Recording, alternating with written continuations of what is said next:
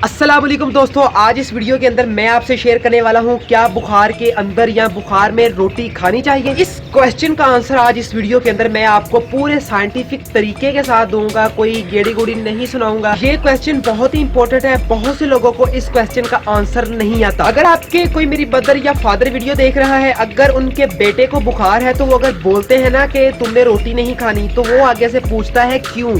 आगे में हमारे पास कोई जवाब नहीं होता तो हम कहते हैं बस नहीं, रोटी नहीं खानी चाहिए। हम गेड़ी में डालकर बात को खत्म करते हैं।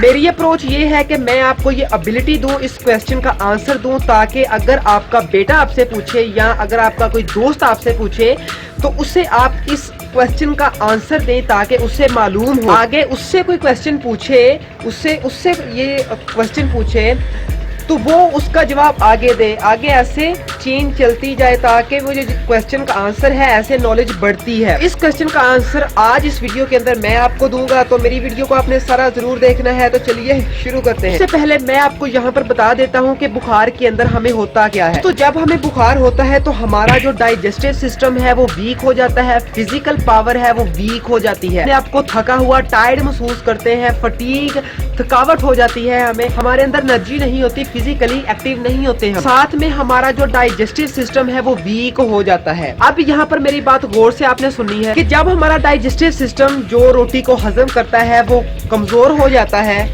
तो ऐसी सूरत हाल के अंदर अगर हम रोटी खाएंगे तो उसका हमें नुकसान होगा। अब क्यों होगा, आंसर मैं आपका इसको अभी देता हूँ साइंटिफिक तरीके से। जब हमारा डाइजेस्टिव सिस्टम वीक हो जाता है तो हमें वहाँ पर कोई नरम गज़ा खानी पड़ती है, सिंपल कार्बोहाइड्रेट्स खाने पड़ते हैं।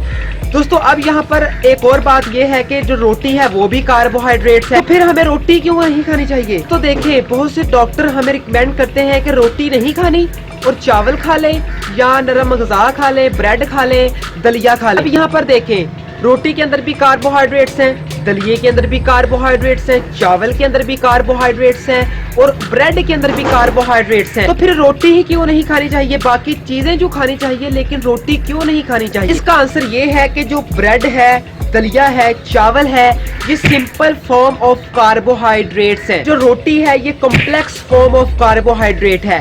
अब सिंपल और कॉम्प्लेक्स में फर्क ये है कि जो सिंपल फॉर्म ऑफ कार्बोहाइड्रेट है वो जल्दी डाइजेस्ट हो जाते हैं, उनको वो टाइम नहीं लेते हजम होने के लिए, वो आधे घंटे 45 मिनट के अंदर मैक्सिमम, ज्यादा से ज्यादा वो 1 घंटा लेंगे डाइजेस्ट होने के लिए। जो कॉम्प्लेक्स कार्बोहाइड्रेट्स हैं वो टाइम लेते हैं, it takes time to digest. तो इसीलिए जो रोटी है वो कॉम्प्लेक्स है और जो बाकी दलिया, चावल और जो ब्रेड है वो सिंपल है। इसीलिए ये कहा जाता है कि रोटी नहीं खानी चाहिए, क्योंकि वो कॉम्प्लेक्स है, पेचीदा है, वो टाइम लेती है डाइजेस्ट होने के लिए रोटी।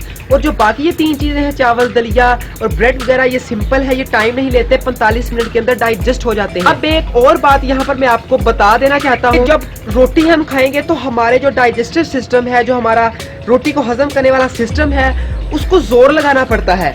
अब बुखार के अंदर आपको पहले ही आपका जो डाइजेस्टिव सिस्टम है वो वीक है, ऊपर से आप अगर वहां पर रोटी खा ले तो वो रोटी उस सिस्टम का जोर लगाएगी डाइजेस्ट होने के लिए, तो डाइजेस्टिव सिस्टम आपका पहले ही कमजोर है। तो इससे क्या होगा, आपका डाइजेस्टिव सिस्टम और वीक हो जाएगा और आपको वहां पर और बुखार हो जाएगा। तो वहां पर अगर हम फिर वहां पर दलिया, चावल और ब्रेड ऐड करते हैं, खाते हैं, तो वो हमारे डाइजेस्टिव सिस्टम का जोर नहीं लगाता। इससे क्या होगा, वो जल्दी डाइजेस्ट हो जाएगा और बगैर जोर के, बगैर किसी उस डाइजेस्टिव सिस्टम के जोर लगाए बगैर ही जल्दी से डाइजेस्ट हो जाएगा।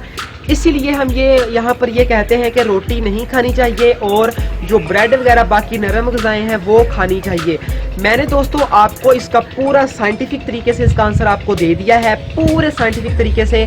तो दोस्तों अगर मेरा आंसर आपको अच्छा लगा है, मेरी वीडियो आपको अच्छी लगी है, तो लाइक के बटन पर जरूर क्लिक कर दें। और अगर आप हमारे चैनल पर नए हैं तो सबसे पहले चैनल को सब्सक्राइब करें और साथ में घंटी के बटन को आपने जरूर दबाना है। तो टेक केयर गाइज, खुदा हाफिज।